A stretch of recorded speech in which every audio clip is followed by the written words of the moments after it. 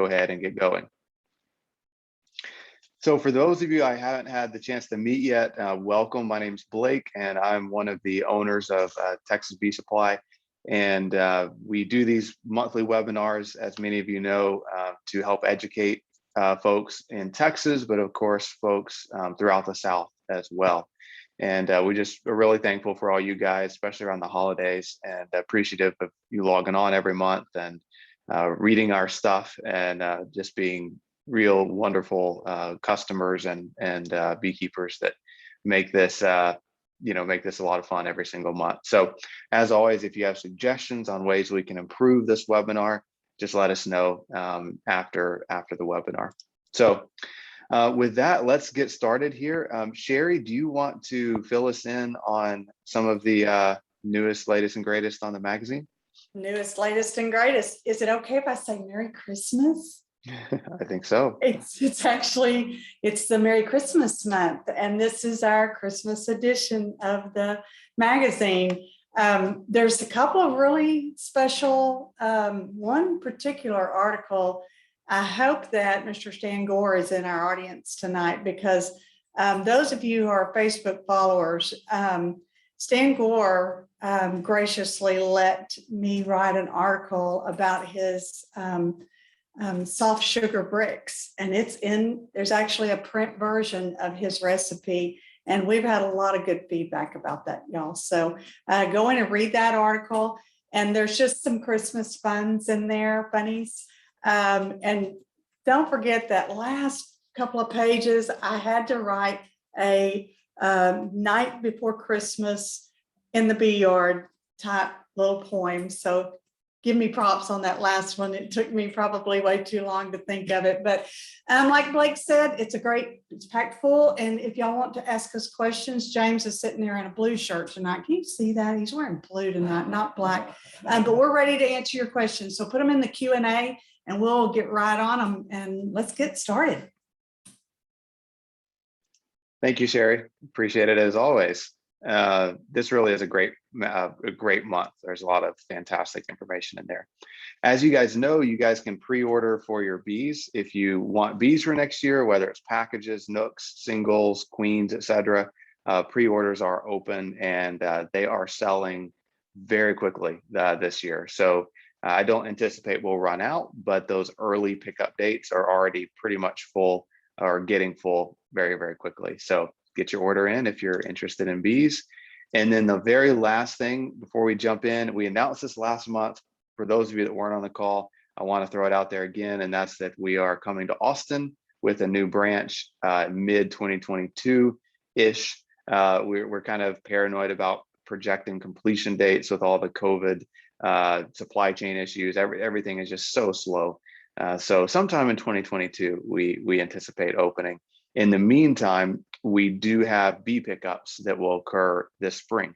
Even though the building won't be quite done yet, we will be doing bee pickups in the Austin area, as well as Houston and Dallas. So with that, let's jump out into the bee yard and let's see what the bees have been doing this month with the very interesting weather, or lack of weather, I should say, that we've had in December. So let's see what's going on in the bee yard. Hey guys, so I'm not in the beautiful Culling County Sheriff Department bee yard this month like I usually am, to look at their manicured beehive and bee yard. Today I'm short on time, and so I'm just behind one of our warehouses, and I've got a few hives back here that we're going to take a quick look at. We're going to see what they're doing in December with the weather being warm. I'm really curious to see what they're up to. And then we're also going to look at how to combine a hive and a few other fall winter management tasks. So we're going to jump on in. Okay, so let's take a quick look in this hive and just see what it looks like. You know, I'm just really curious, you know, being December, you know, what they're up to. We've got a decent bee population in this one. And I just want to see, do they have brood? Do they have pollen? Do they have stores? The weather is so warm that, you know, we're definitely going to see bees working later than normal. So this one, you know, you can see there's a fair amount of bees in here. They've got a little bit of cap brood. It's probably hard to see. They've got a little bit of cap brood there in the middle, but largely they've just kind of backfilled this brood nest area with honey, which is kind of exactly what I would expect them to do, because they really don't need to be rearing brood this late in the year. So some hives will still have quite a bit of brood, and some hives won't have a whole lot. So this one, there's actually the queen on the bottom of this frame. If you can spot her, she's near the bottom. You probably can't see, but this frame actually has quite a bit of eggs in it. So we've got some cat brood on this side that you can see, and then this other side we've got, you know, she's got about a half a frame full of eggs. Now, a lot of times what you'll see is we'll have these warm spells and the queen will start laying, and she'll lay a half a frame or a frame full of eggs. And then when it gets cold again, sometimes the bees will go back and they'll eat those eggs. They won't let them develop because it's just too late in the year and it takes too many of their resources. But sometimes they'll go ahead and develop them, but you often see kind of that half frame of eggs, and then the next time you inspect, it disappears. But this hive overall looks pretty good. I mean, you've got, look at all that honey. I mean, they've got, you know, lots of frames of honey in the brood box down below. They've got, I'm gonna say probably 40 pounds of honey at least in this second box. And we've got a queen because I see eggs. We saw the queen. Population looks good. I'm pretty much done. So winter inspection in December can be that fast. You know, it's a warm, sunny day today, so I can go to a hive, give them some smoke, pull out a few frames, check population, done. Let's talk for just a second about culling frames. So it's a pretty common practice in beekeeping to take old frames that are really dark old comb and remove them from the hive, throw them away, and then replace it with new frames. And it should be a common practice in every beekeeping bee yard, apiary, etc. And usually the rule of thumb is every 5 to 10 years you want to replace the frames in a hive, because those frames attract, you know, they absorb chemicals, they absorb debris, they absorb all sorts of things, and we don't want that in our hive to build up too much over the years. And the older the comb gets, the more those residues build up and can risk damaging the hive. And so a great practice is to get on a rotation schedule where every year you're removing just a couple frames out of the hive. That way it's not like you're replacing everything all at once, but every year you pull out a couple of the oldest frames and throw them away, replace them with foundation. The winter time is a really good time to do that as long as those frames are empty. And so I'm going to show you guys in a hive how I do it to kind of create those empty frames over the course of the winter, so that by late winter, the oldest, darkest frames don't have any resources in them, and I can pull them out, throw them away, and replace them with that new foundation. So here's how I do it. So when I'm going through my hives, really any time of year, I'm looking for the oldest frames. And so here I've got a brood box, and you can kind of see, let me adjust that a bit there. You can kind of see that, you know, okay, here's a pretty dark, older frame. You can tell even just by the wood color that it's an older frame, but let's take a closer look. And really, just because comb is brown or dark in color doesn't mean it's bad. You know, comb gets pretty dark pretty fast. But you can see this one is pretty old. You can even see they've worn off the wax. There's no wax here anymore. This is a really old frame that I would kind of like to get rid of. It's got lots of flaws, lots of blemishes. I know it's old because I can look at the wood and tell that, wow, that is really old wood. And so I want to get rid of it. But it's, as you can see, it's full of honey, so I don't want to just throw it away. Now I could set this outside the hive, let the bees rob all the resources out of it and put a new frame in the hive, but then all the bees in the neighborhood take part in this honey, and this hive might need that honey. So I'd rather leave it in the hive. So as you saw, this old dark frame was right in the middle of the hive. And so what I do is is I just scooted over a couple spots. Now I don't want it all the way to the outside because the bees often arrange a hive the way they do for a reason. So I just scooted over a couple of spots. And then my next inspection, you know, let's say a month later, I'm going to scoot it over another spot and then another spot, so that eventually that frame is on the very outside edge of the hive. And then by the end of winter, the bees have consumed a lot of the resources, and those frames will often be emptied of honey, and I can just pull it out and throw it away. You can do the same thing with brood. You don't want to just take a frame of brood and shove it all the way to the outside, but you can move it a few frames towards the outside each inspection until eventually it's all the way to the outside, over a period of time. And then if, let's say, spring comes and they still haven't eaten all the honey out of the frame, at that point I wouldn't mind pulling it out, letting the bees rob it out.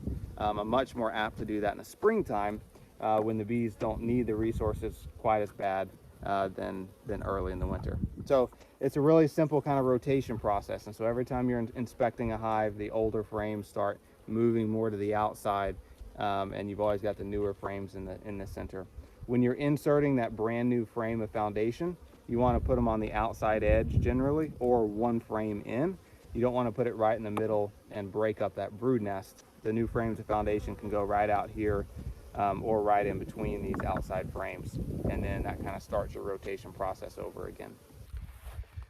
That's about it out in the bee yard. You know, there's really not a whole lot that we're doing in the bees this time of year. You know, we're just checking food stores, checking population, doing those, you know, pulling out a couple frames quickly on nice sunny days like this, doing quick spot checks. I did see, it's hard to see in the video, but I did see a decent amount of brood in some hives. Some of the other hives I went through had 2 or 3 frames of brood, which for early December, in most of Texas, is pretty unusual. And so one thing that we'll talk about later tonight, but I'll probably go through and add some pollen patties to these hives because there's no natural pollen coming in, and yet they've still got a couple frames of brood. And so I want them to go ahead, instead of cannibalizing those eggs like I mentioned, I want them to raise those eggs and larvae into adult bees so I can boost my hive strength a little bit in the winter. So I'll probably go back on a lot of these hives that have, you know, 2 frames of brood or a frame of eggs and give them one more pollen patty. Most of them don't need any honey. They've got 30-40 pounds easily in the second box, so they're good with food, but I am going to give them a little bit of pollen, and that's about it. One quick thing I did want to mention, because a lot of folks ask, is about covering screen bottom boards. And this time of year I would either cover that screen bottom board with that insert, or at the very least, you know, when you have your screen bottom board, you don't want cold wind blowing up underneath that screen bottom board, because you don't want that cold wind blowing up into the cluster. So however you have your hive stand sitting, just block up the side. You know, it can be just with a piece of plywood or a cinder block up that side so that cold wind, both sides, so that that cold wind can't blow up under your screen bottom board. But other than that, you know, we're gonna just let our bees be, no pun intended, until January. And then in January is when we start taking some actions to help build the bees up to get ready for spring. So really we've got one pretty down month in beekeeping, and then in January, hey, the bee season begins in a lot of ways. So we'll see you then.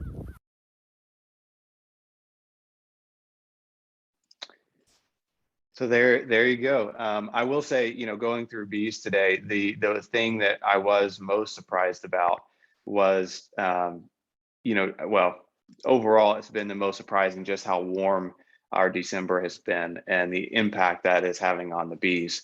And the biggest impact is that they're doing just a lot of flying. I mean, yeah, we're having 75-degree days very consistently.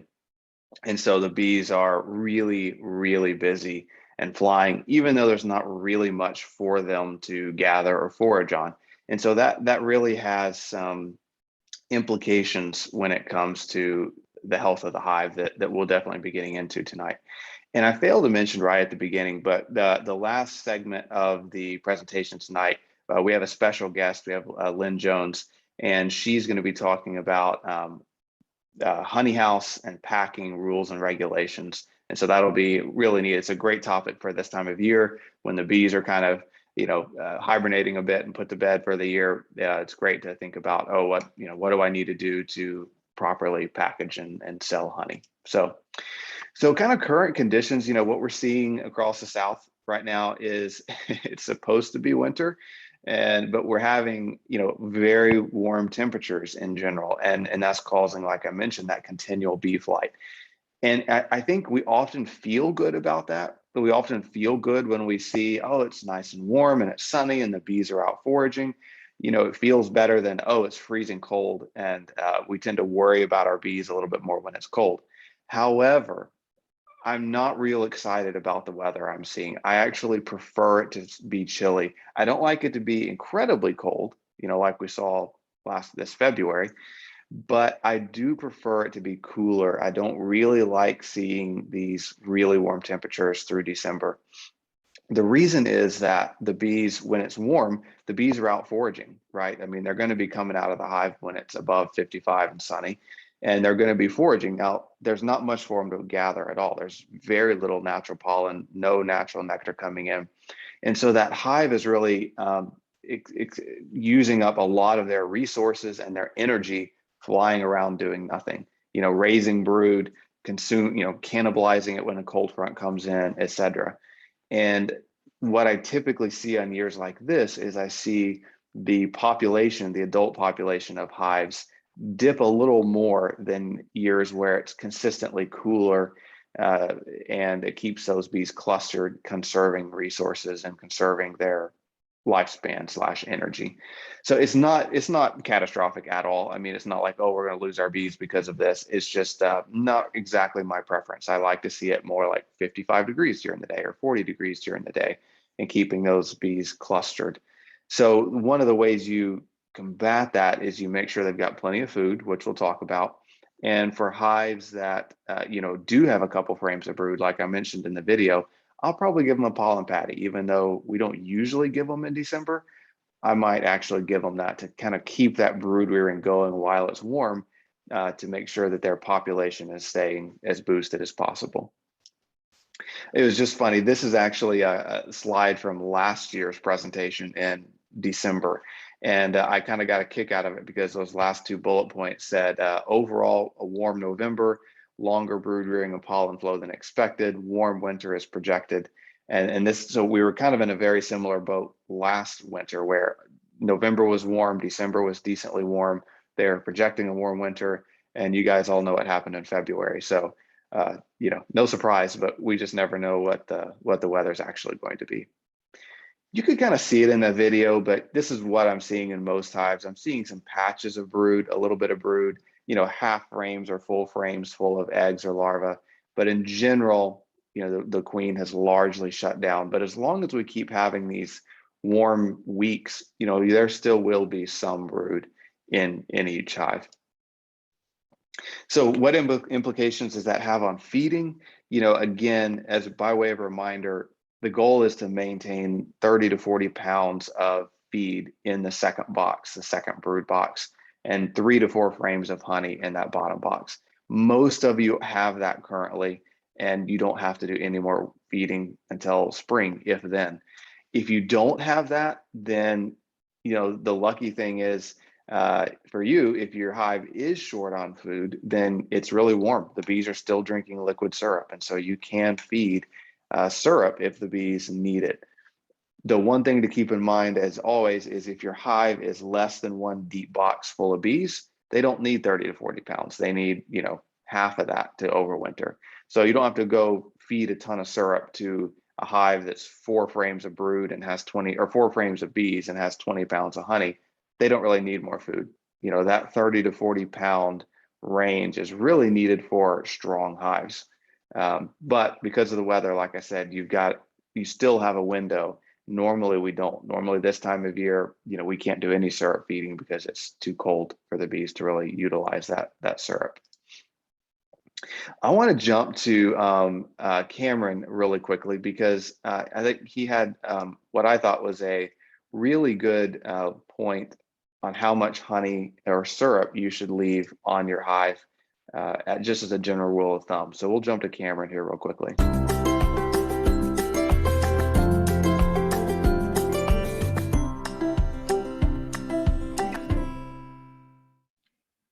So how much syrup or honey to leave for your hives over wintertime?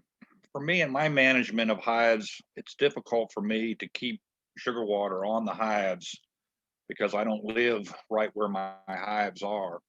So I try to go into wintertime leaving enough stores for the bees that I don't have to come in and feed them to supplement what they've stored up.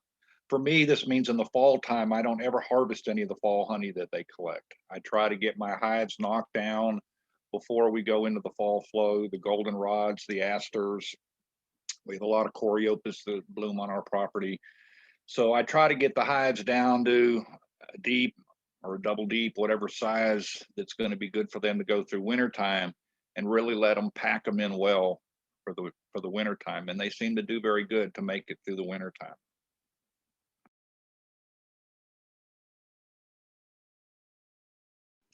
I love Cameron's background to his videos here. I think he has the coolest background ever. So, but you know, he makes a really good point of if you don't live close to your bees, you know, and you can't just run out and give them syrup anytime. It's, you know, you really have to focus even harder on making sure, you know, in October they have all the stores that they need. Really quickly, if you need to feed in the wintertime when the bees are already when the bees are, you know, not taking sugar water. So once those daytime temperatures get down into the 50s and the bees aren't going to take that liquid syrup very well, you can do sugar cakes or fondant. Sherry mentioned that she has a article in this month's magazine about sugar cakes recipes, which is a wonderful one from Stan. And so you can check out that magazine article to learn more about how to do sugar bricks, when to do them, recipes to use, etc. And then there's some other options. We've gone over these in previous webinars, so we won't get into too much detail here, but there are other ways to feed your bees directly on the top bars. And that's kind of the goal in the middle of the winter when it's cold. If your hive needs food, you've just got to get that syrup almost directly on the top bars, or that feed directly on the top bars right above the cluster.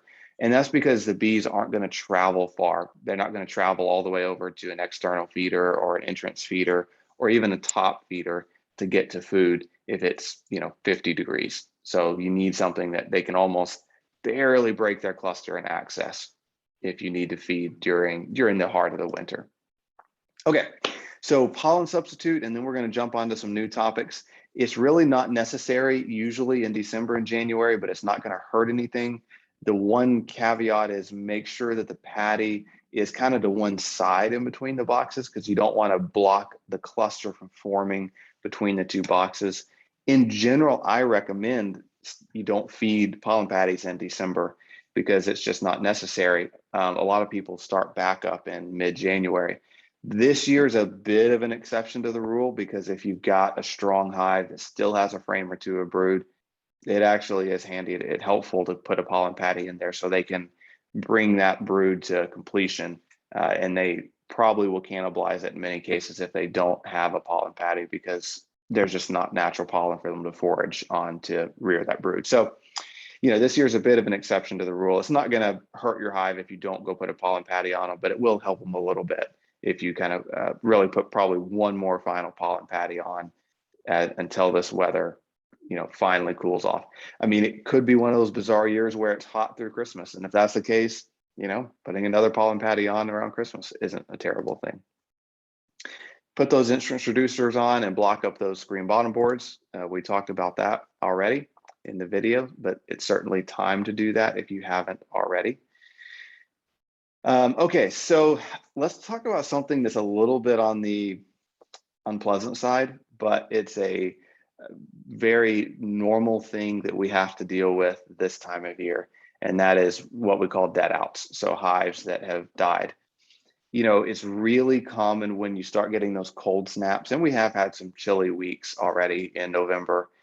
And when those cold snaps happen, it's oftentimes when people discover that they have a dead hive or a hive has died.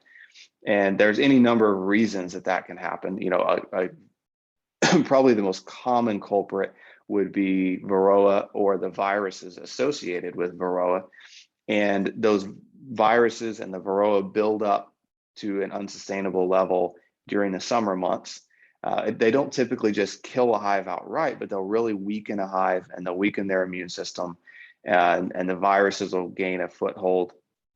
And the hive can still look like it has a decent amount of bees when you're looking at them when it's really warm still in, August and September and October even. And then when you start getting those cold snaps and that hive really starts clustering, you see that, oh wow, there aren't nearly as many bees as I thought. And then the bees start dying off at an increasingly rapid rate, and you end up with a dead out. And so a lot of people say, hey, my hive looked great in the summer, or last I looked, my hive looked great. And then I went out there in November or December and they were dead.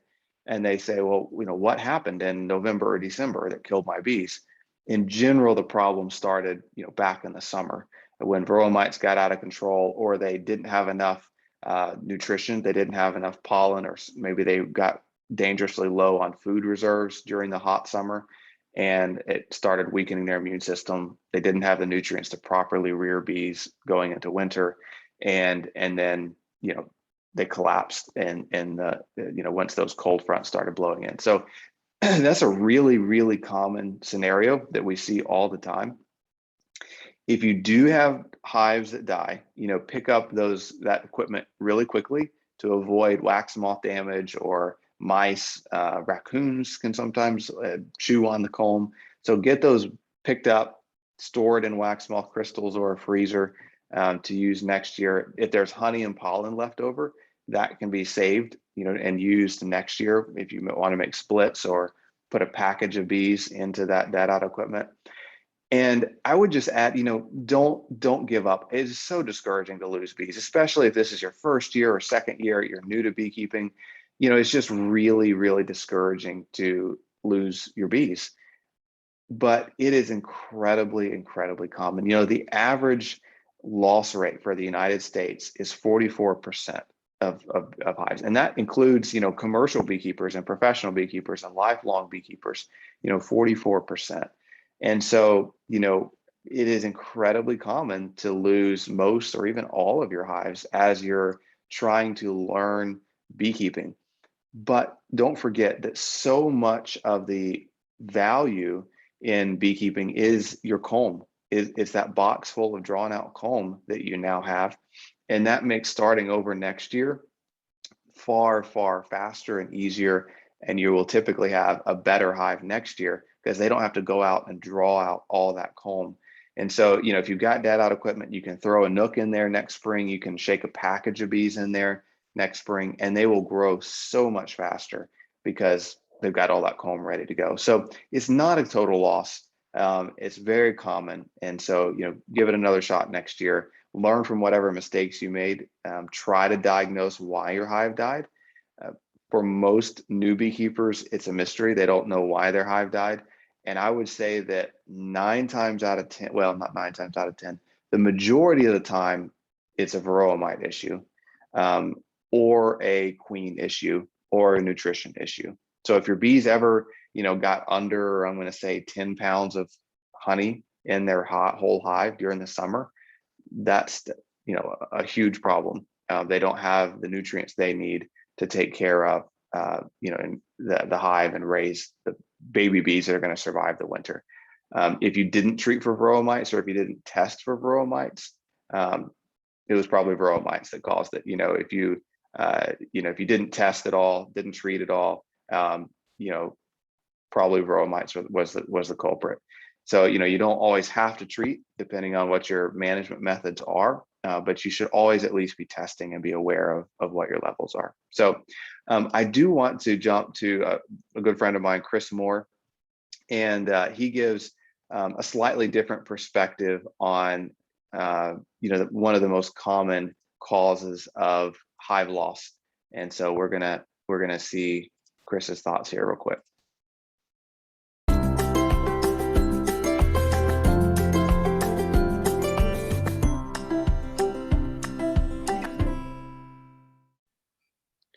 All right, what's the most common cause of hive death that we see? Well, the most common, I guess, that we see is wax moth or hive beetles or fire ants. That's probably the most common thing that we see.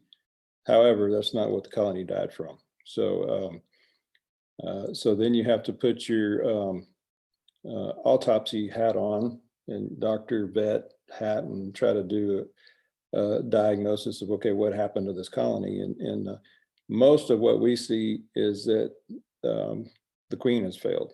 You know, like the queen maybe wasn't well mated.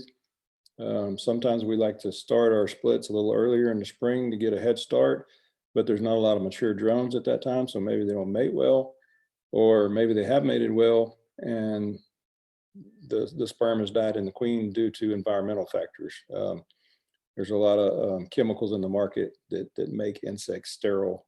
Insects such as ants or termites, and of course the colony of honeybees is no different from the colony of ants or termites. They all gather food and take it back to the colony, and I think that's why we're seeing some sterile queens.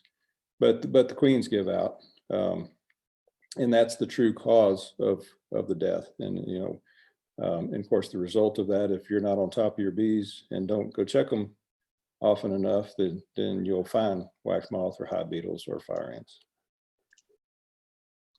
Awesome. So yeah, there's a lot of different things that can cause, that hive death, and queens are a huge one. And queens can fail over a period of time. And so, you may still have brood and eggs in your hive, but the queen may not have been laying at her the rate and the quality that was needed to sustain that hive.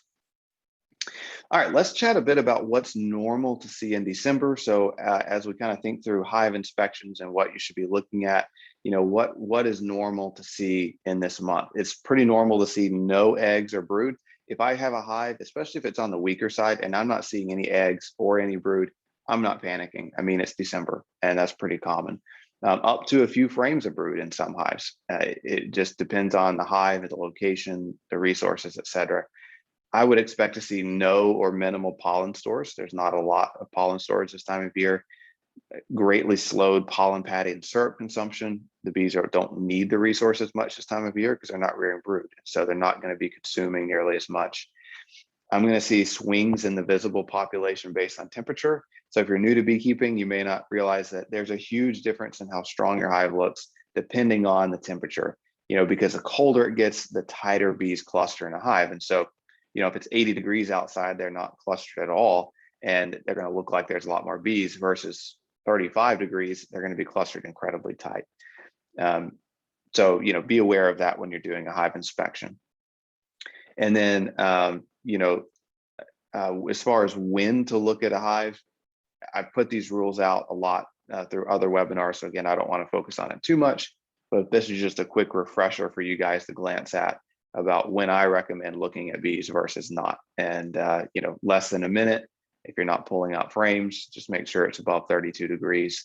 If you're looking for more than a minute, pulling out a frame, sunny and above 40. If you're pulling out several frames, make sure it's sunny and above 50. So just keep those rules in mind as you work your bees. All right, this is one of my favorite videos for winter because Dodie does a phenomenal job of sharing kind of a winter checklist of what to, when you're doing those winter inspections, what to look for, what needs to be in place to make sure your hive is completely ready for winter. So we'll jump to Dodie here.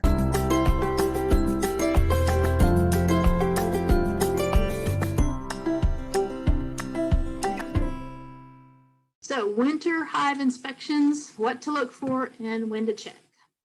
So what I do is I put my bees to bed the weekend after Thanksgiving, because usually I have like 3 or 4 days off work right there.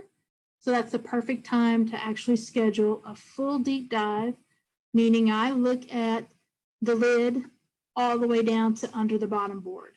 I look at every frame and I look at every box, and I'm thinking in my head as I'm looking at all of this that I don't want to put my bees to bed with any pests in there. So no wax moth damage.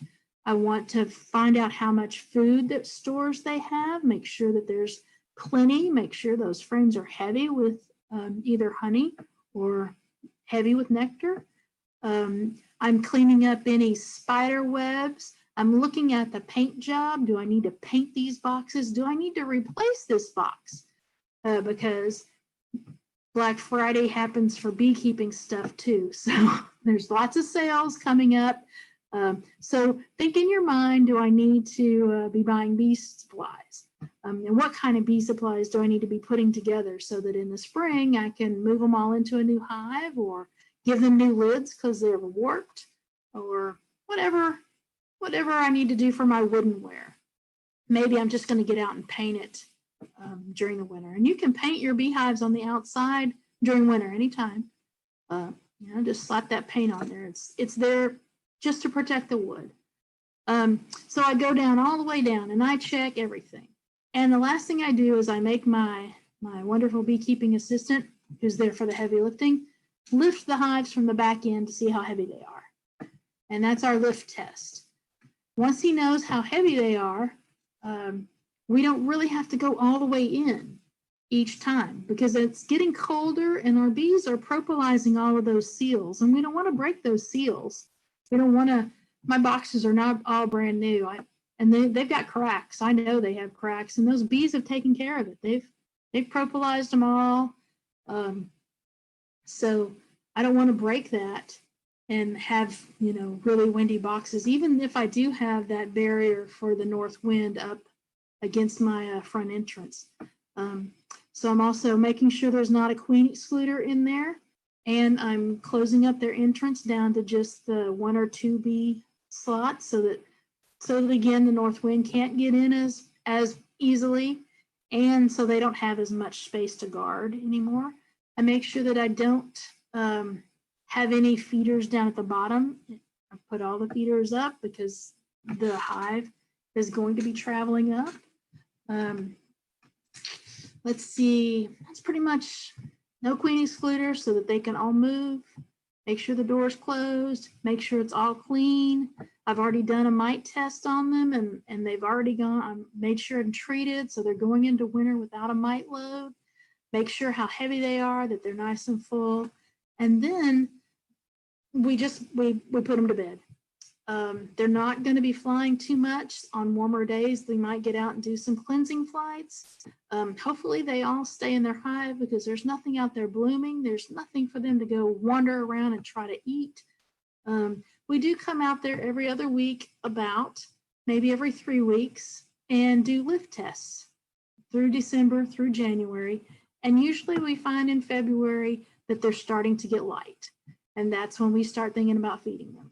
And we could be just that we put a piece of cardboard down and sprinkle it with some sugar. It could be, depending on the weather, everything always depends on the weather, that we're already starting to make some sugar syrup for them. And probably depending on, is it still cold? I'm going to give them some 2 to 1. If it's really warming up, then I might just go ahead and start with the 1-on-1. But I'm going to put it in that top feeder or the hive top, so that they just crawl straight up and not even have to crawl over into the feeder, but straight up and feed through the hole in the top of the feeder. So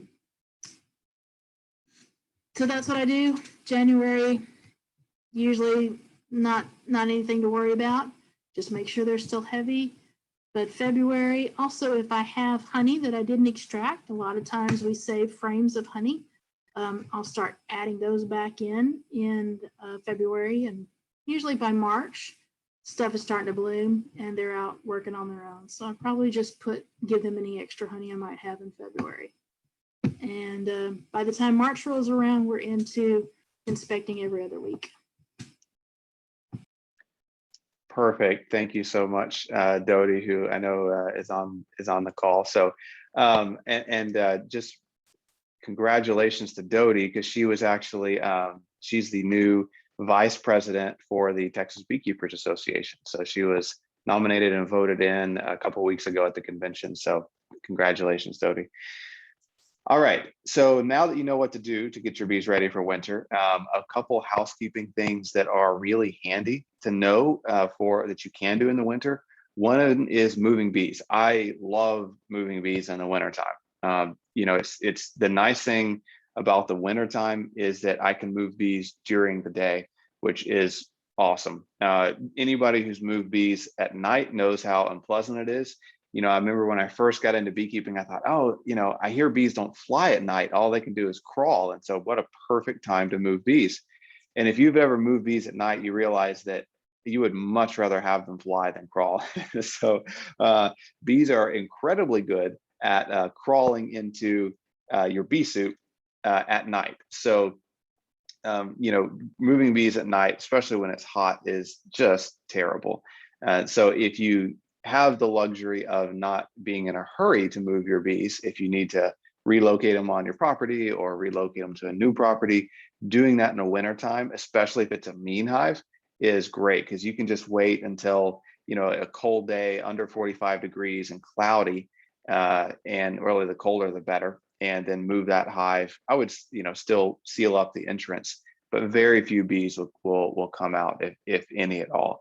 So really, for me, what's perfect is a day like in the 30s, and most bees won't come out too much. That some may come out, but nothing like an 80-degree day. So if you need to move your bees, I would do it in the winter months, and it's a great opportunity to get that done. We talked a little bit about in the video earlier about rotating out old comb, and so we're going to get Lauren Ward's perspective here in just a second. But I want to just remind you guys in writing some of the rules if you want to rotate out some of that old comb. Opinions range from doing it every 5 years to about every 10 years.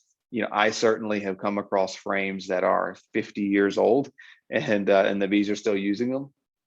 But there have been some studies done that show that the older a frame gets, the more chemicals from the outside environment, from mite treatments, from the bees out foraging and bring in trace amounts of chemicals and landing on that comb, that comb absorbs all that. And so the older frames get, the more they tend to absorb into them. And so there have been some studies that have shown that if you put a really old, highly contaminated frame in a box, that it can contaminate the frames next to it even. So it's a good idea, every 5 to 10 years. I usually do it more like every 7 to 8 years. Well, honestly, on a commercial level, we just, whenever we're have a dead out, we pull out all the old frames and throw them away from a dead out, or every time we're extracting honey, anytime we come across old frames, we throw them away and replace them with new ones. And that tends to rotate out a lot of that old comb. But on a small scale, I would plan on every 7 or 8 years. And what's really helpful that you can do is when you first get your hive or you first get new frames, put some sort of a mark on all of them, or write a date on each one of them with a Sharpie, so that you know how old the frame is. And then, like I said, showed in the video, it's easiest to rotate out those old combs in the winter months, when those outside frames become empty, or when a hive dies. Then you can pull out any old comb out of that dead hive and replace it. And then my goal is 1 to 3 frames per year per hive replacement. And that way it's easy for the bees to rebuild that the next year. It's not like they have to, dramatically start over each time. And if you're just trying to decide whether or not you should cull out a frame based on visual cues, instead of, if you bought an existing hive, or you may not know how old your frames are, it doesn't have to. Don't throw away frames just because they're dark in color. I mean, they're only that beautiful white or golden beeswax for a couple of months. As soon as they start rearing brood in it, it quickly turns to a brown color, and that's okay. What I'm really looking for is those frames that are black and they're heavy even when they're empty, because they have so much built up on the cell walls. Those are the ones I'm really trying to throw away, not just, brown ones. So I would say these pictures down here, those are fine. I wouldn't throw away either one of those. I'm looking for those that are almost jet black and heavy and highly damaged, etc.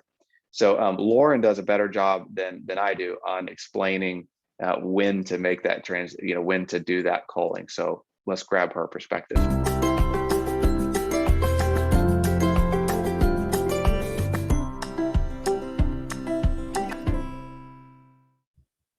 The question is when to replace or rotate out that dark old comb.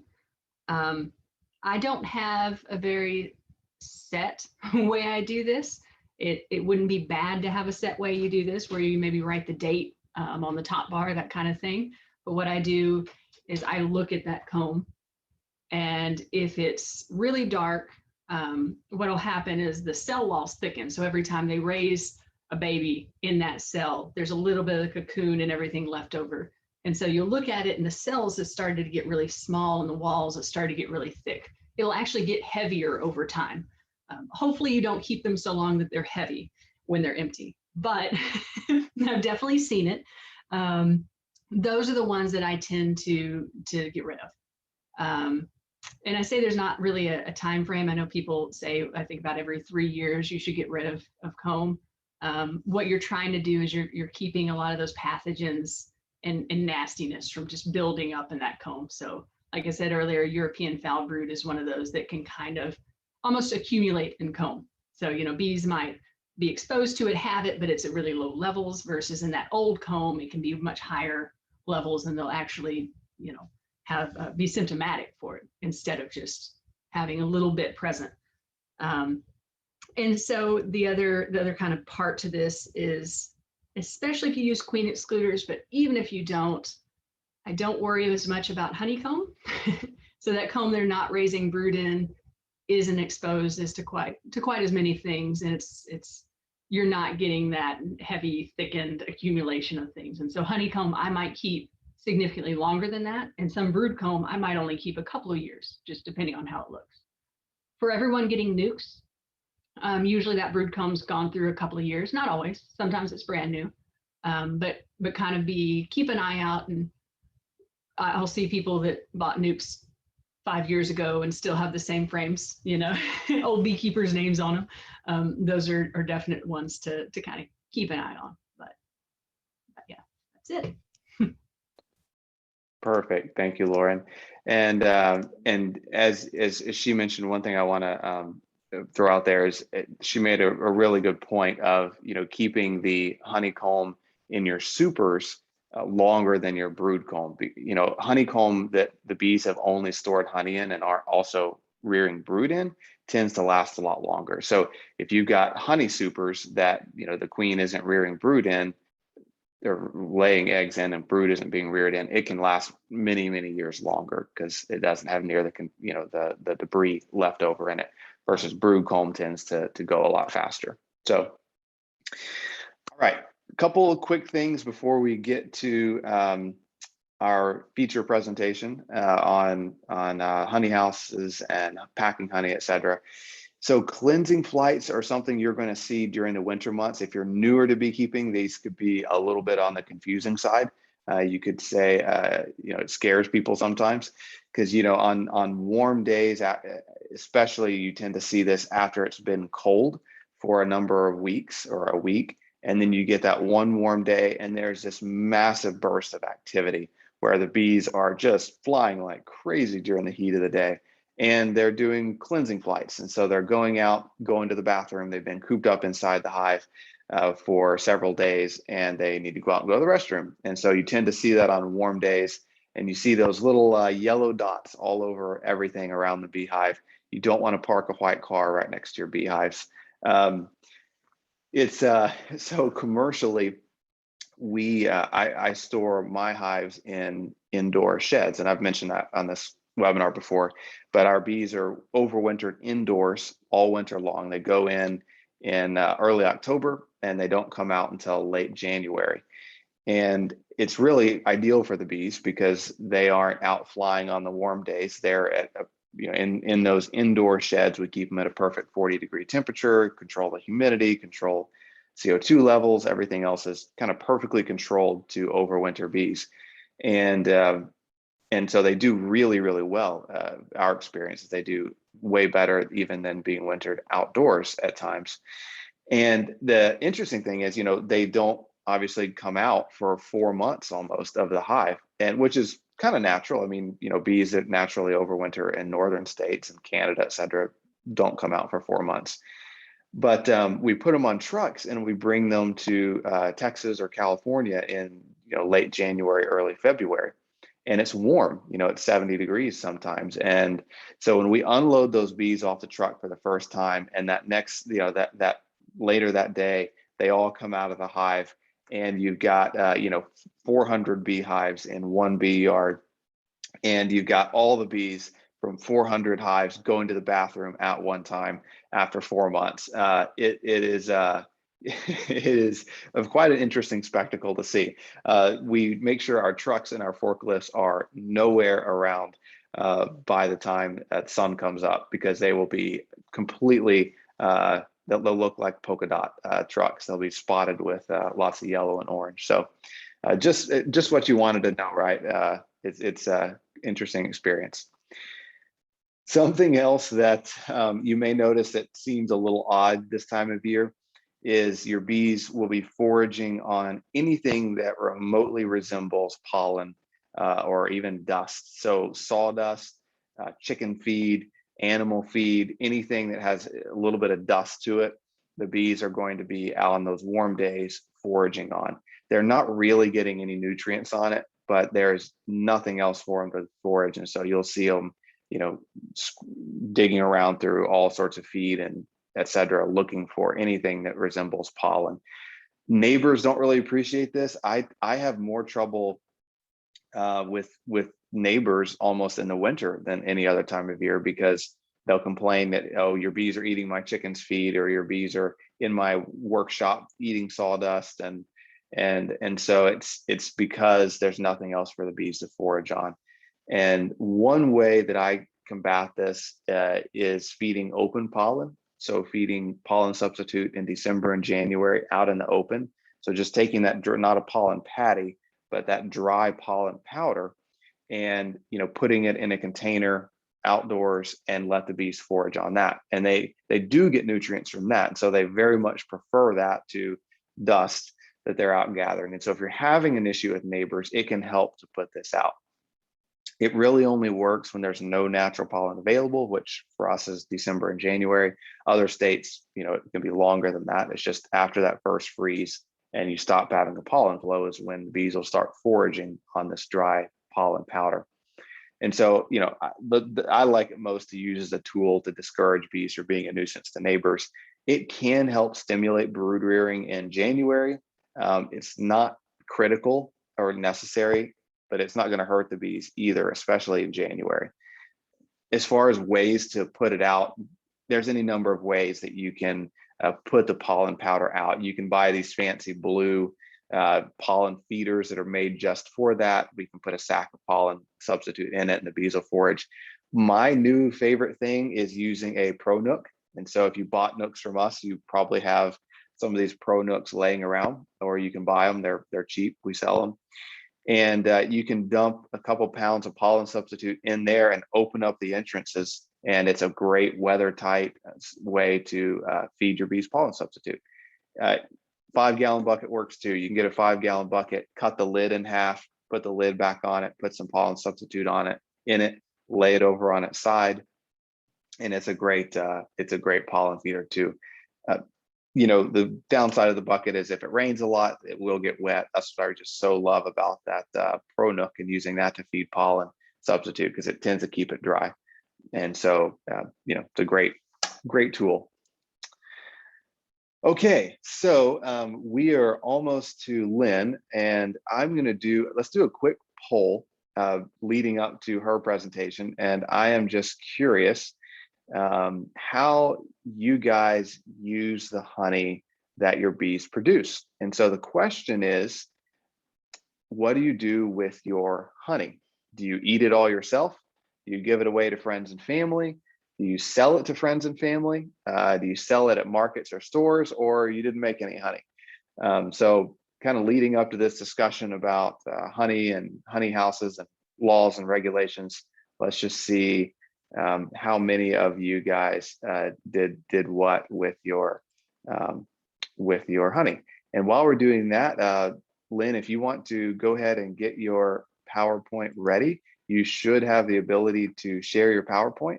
And so whenever you're ready, Lynn, feel free to share your screen, and you are more than welcome to get rolling. As Lynn is getting ready, it looks like the results of this poll are, so 23% of you eat it all yourself. So I've got some real honey eaters out there. 56% of you give it away to friends and family. 25% of you sell it to friends and family. 9% of you sell it at markets or stores, and 30%, these are multiple choice in case you're adding up these, 30% didn't make any honey. So 57% gives it away to friends or family by far. And then, yeah, so pretty cool. Okay, so Lynn, whenever you are ready, feel free to share your screen and take it away. And thanks again for being here tonight. Oh, I know we've got a lot of having me. folks that are so excited to see your presentation. All right. Well, I'm a little nervous about the whole Zoom thing, but hopefully I won't mess it up too bad.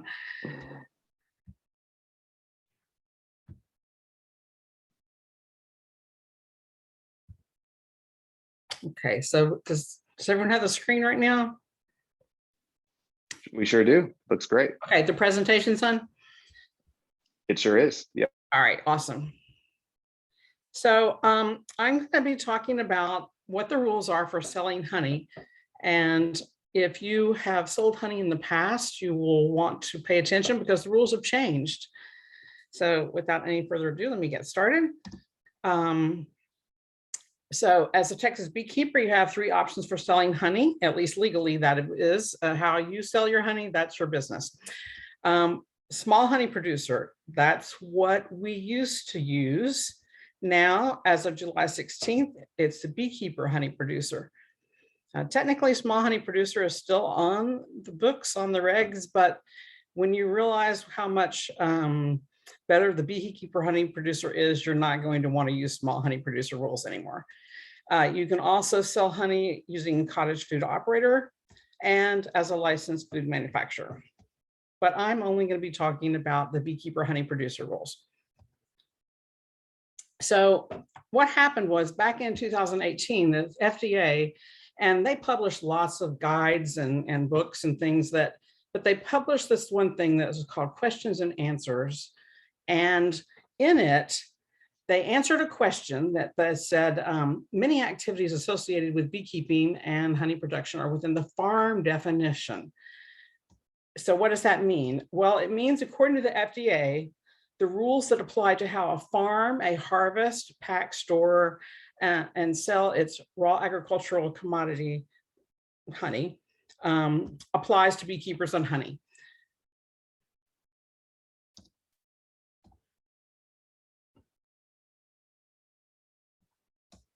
So what happened then was, like 2 years later, the Texas Department of State Health Services updated their website with this information, which, like I said, for all practical purposes, makes the small honey producer irrelevant.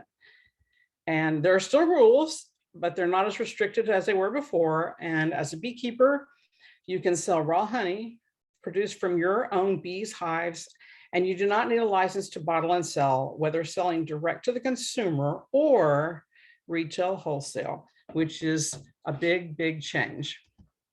So let's get started. Now, this is the website I was talking about on the state that they have, and this is, the title is Frequently Asked Questions, Food Manufacturers, Wholesalers, and Warehouses. But you have to scroll way down to the very bottom of the page before you find this part, which is beekeeper honey production, frequently asked questions. And they posted that again on July 16th of last year. So don't worry if you can't read this. So this was a thing that was a question answer kind of layout, the way they have it. And so has anything changed because of the FDA? And then yes, so they're pretty much agreeing that beekeepers are farms and are exempt from licensing as food manufacturers when engaged in allowable farm activities. And that's key point right there, allowable farm activities. As long as you stay within what is permitted, these rules apply. Now, first off, it has to be pure raw honey from your bees and hives. We're not talking about anything else. We're not talking about you adding any kind of flavoring or something like that. Pure raw honey. The activities, they talk about the farm activities that are permitted. And bear in mind that these rules are written not just for honey and beekeepers, they're for any type of farm. So it's for people that grow wheat or corn or whatever. So they're kind of very generic in the way they're laid out, and you have to apply what applies to beekeeping. So harvesting, and then I've listed, obviously that's uncapping, extracting, straining, filtering honey, and cutting comb honey. Packing or holding, so you can store your honey in barrels, buckets, any container that's not for the consumer. And then packaging, which is then putting it into containers for sale to the consumer, and labeling. And all of these are permitted activities, as well as the state's website says drying honey. So if we had a wet year like we did this year, and your honey came off a little on the high side with its moisture content, you are permitted to dry it. And this is on the state's website as well, blending other raw honey with your honey. So if for whatever reason you had more sales than the amount of honey you produced, you could obtain raw honey, it has to be pure raw honey, and blend it with your honey and sell it. So also I corresponded with the state several times on some other things, and per my correspondence with them, other things that are permitted: refrigerating, freezing, and warming to reliquefy. So those are things that are permitted under the farm activities. But anything that has to do with a manufacturing or processing operation is not allowed. And you might not think that you're doing things that are manufacturing or processing, but that's a pretty broad area. Specifically examples, but that's not to say this is the only things, but just some examples that are not permitted. Using heat to pasteurize. The raw honey has to be raw. So if you use heat to the amount to pasteurize, that's not permitted. Now, I asked the state about that, and they said 160 degrees is their number for, if it's heated up that high, then they consider that pasteurized. No beekeepers are going to heat their honey up that high, but just so you know. Whipping in air to make whipped honey. This is like a really pet peeve of mine, so I'm going to get a little off topic here. Whipped honey, creamed honey, set, spun, churned, they're all the same thing, which is intentionally crystallized honey. And you don't make it by whipping it, okay? This is just a real quick recipe of how you make whipped or creamed honey, which is you take your liquid honey and you add seed, which is already whipped or creamed honey, at about a ratio of 10:1. You try to mix in as little air as possible, so you're not whipping it. You refrigerate it, and in about a week or maybe 2, you have creamed honey. And I'm guessing that probably most of you do know what creamed honey is already, but I was making some recently, so I just went ahead and got this. So this is like about a week, so it's still got a ways to go. It's not quite as thick as it's going to be, but this is going to be creamed or whipped honey. You do not need to whip it. You do not want to whip it. So when it comes to the manufacturing operations, though, you can make creamed honey because you can stir, you can blend with other raw honey, and refrigerating are all permitted operations. What's not permitted is the dice method, which is very similar to what I just described, but it does heat up the honey to a pasteurized amount. So you cannot use the dice method, but you cannot whip your honey. That's just going to get you a foamy, frothy honey that's eventually going to go flat. It's not nearly as good as what I just showed you. And another thing that's not allowed is any kind of adding or infusing anything to the honey. So if you're adding cinnamon or some other flavor, if you're infusing, I knew a beekeeper that was adding extra pollen to his honey. None of that is permitted. It has to be just the way, other than straining out bee parts and stuff like that. It needs to be straight the way it came from the hive. Where can you do this? Okay, so locations for harvesting, packing, holding, packaging, and labeling. And again, this is FDA wording, so it sounds a little weird. At the primary production farm, which for us is going to be any location or building where you have your bees or apiary. And then at the secondary activities farm, so you don't have to do all this at your apiary or on your property where it is. You can also do it at your home. It doesn't have to be like if your apiary is in one place and your home is in another, you can still do these things at your home, but you can't just do it anywhere. Now, here's my whole part about honey houses. So Blake kept saying I was going to talk about honey houses. What I'm going to tell you is you don't need one. So you do not need a honey house or a facility inspected by the Texas Department of State Health Services. You do not need a license or to register with the state or any other government agency, as long as your activities stay within the allowable farm activities. And you do not need a food handler certificate. However, I will say that an online course only costs about $7, and it educates on the basic food safety practices everyone should follow. So I don't think it's a bad thing to do. And if you're going to sell under the cottage food, like if you're going to add cinnamon or something like that and sell that under the cottage food rules, then you will have to have this online course. Requirements for sales. Now, if you knew what the rules were before, you'll understand how much different this is. You are still limited to sales within Texas. There's no annual dollar limit. There was before. There's no direct to the consumer requirement as there was before, and there's no in-person requirement as there was before. Anyone associated with the farm can sell. Under the previous rules, only immediate family members could sell for you. But now anyone associated, so whether that's your family, whether you hire someone, if they're in some way related to your farm, they can sell. Now, another question that was on the state's website, it says, are there any laws that apply to beekeeper raw honey producers? So yes, while the harvesting is, you don't have to be licensed as long as you stay in the farm activities, the state's not going to give up their control everything. They still have authority over labeling and packaging. And so specifically the adulteration and misbranding provisions of Texas Health and Safety Code 431 and the Texas Agriculture Code Title 6, Chapter 131, Bees and Honey subchapter. Anyway, you can read all that. So when it comes to the operations, that's all under the FDA rules. And as long as you follow those rules about what's allowed as a farm, you're good. But then the state is still going to be looking over your shoulder at the possibility of these other two. So we have to look at what these two rules say. So the 431, it's long, it's 62 pages, and most of it is drugs and cosmetics.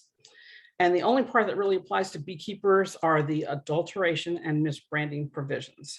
And for this, when we say adulteration, we mean adding something to food to increase the quantity. So that would be like adding corn syrup to your honey. That would be adulteration. Misbranding means the food's label is false or misleading. So looking at those requirements, for 431, the first one, it says it has to have your name and place of business. For us, that's going to be your beekeeper, either your name or your business name, and the place of business, which is going to be your primary or secondary activities farm. And that's going to be either our apiary or our home. I know a lot of people don't like the idea of putting their address on the label. And I asked the state about that. And what I was told is that if you're listed in the directory, so if someone, let's just say that your honey company was Acme Honey, and if they Google Acme Honey in Houston, Texas, or wherever, and an address comes up online, it's not just your website, but an actual address, that you don't have to actually have the street address. You still have to have the city and state. So you would have to have, at the very minimum, your name, your business name, and city and state. And that's if you are in either a hard copy phone book or an online directory. An accurate statement in a uniform location on the principal display panel of the label of the quantity, the contents in terms of weight measure or number count, which means you have to have the weight statement in a uniform location on the front label. And it has to conform with the requirements of section 431, 181. So like, if you've ever dealt with regs, boy, they just like to send you someplace else, send you someplace else. So when you get to that, what it says is basically this other whole different document applies. So we also have to look at the Fair Packaging and Labeling Act. And also it says that you have to have your common or usual name of the consumer commodity, which is going to be honey, raw honey, pure honey. So let's go over to the Fair Packaging and Labeling Act. And under that, it says that we have to have a statement identifying the commodity. Well, we already said we're going to call that honey. And it has to have the name or place of business. We talked about that. And it says the net quantity of contents in terms of weight, measure, and numerical count.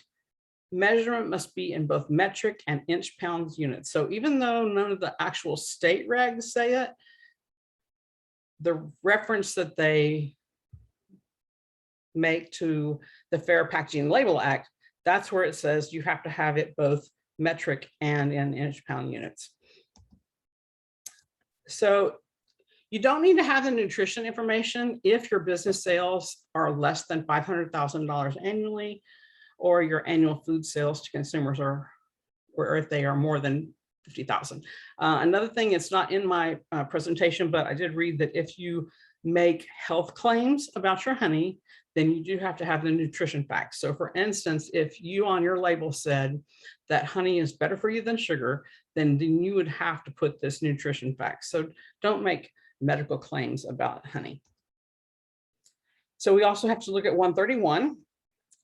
And these are pretty straightforward. If your label uses the words honey, liquid honey, extracted honey, strained honey, and pure honey, it has to be 100% pure honey. Well, that's not a problem because that's all we're talking about here. If your label uses a picture or drawing of a bee, hive, or comb, and the contents resembles honey, the contents must be pure honey. Well, again, that's no problem. That's all we're talking about. But something to consider is if your label, like your logo, is does have any of these things and you plan to sell infused or flavored honey, you wouldn't be able to use that same label, possibly, because also has its contents has to resemble honey. So if you're selling an infused honey or adding spices to honey and it still resembles honey, then you cannot use the bee, hive, or comb. But if it doesn't resemble honey anymore, then you're okay, you can use that. It's just something to keep in mind if you're planning to do both pure honey and a flavored honey. And if you violate any of those labeling requirements, it's a Class B misdemeanor. So things that are not required for your label: a voluntary warning statement is recommended for infant botulism. And the statement that we have always used, if you use it, is do not feed honey to infants under 1 year of age. But what is no longer required, that bottles are packaged in a facility not inspected, you don't need that at all anymore. So I know it all sounded really pretty complicated, but it's really not. And on this example, I have everything on the front label, but you don't have to have everything on the front label. You have to have honey on the front label, and you have to have the weight. And then you'll notice I have it both in ounces and in grams. The address and all that could be on the back. And then the voluntary warning statement, again, that should be there, doesn't have to be, and you can put that on the back as well. So in summary, you can now sell pure raw honey in person, by mail order, by phone, online, from any location you choose. You can sell pure raw honey direct to the consumer as before, but now also to stores, to restaurants, gift shops, or any other retail wholesale business in Texas. And you do not need to bottle in an inspected facility, nor do you need a food manufacturer's license. If you want to sell anything other than the pure raw honey, you do have two options. That's the cottage food and the licensed food manufacturer. Without going into detail, the cottage food operator, it has reasonable requirements, but its biggest limitation is that it requires selling direct to the consumer. You cannot make sales to restaurants, stores, or any business. And then licensed food manufacturer, the license itself is not expensive, but if you don't already have a room and you want to build one, well, that would be expensive. And if you don't want to build one yourself, you can rent time, or maybe if you know someone who has a restaurant and they'll let you go in like after hours, you can do that as well, but it is inconvenient. And if you're paying to rent time, it's kind of cost prohibitive. So if you are interested in the cottage food, there's a page on the state's website for that as well. And if you're interested in the licensed food, that's actually on the same page that the beekeeper stuff is on. It's just the beekeeper stuff is at the bottom. Disclaimer, I'm not an attorney and my opinion should not be considered legal advice. Consult your own, conduct your own research or consult an attorney. So in conclusion, it's selling honey is at a really sweet spot for Texas beekeepers. There are very few restrictions for selling pure honey as a beekeeper honey producer. If you want to sell flavored honey, you can do that as well under the reasonable restrictions of cottage food operator. And if you absolutely must be licensed, the food manufacturer's license is inexpensive. And though initial cost of establishing your own facility might be prohibitive, there are other options.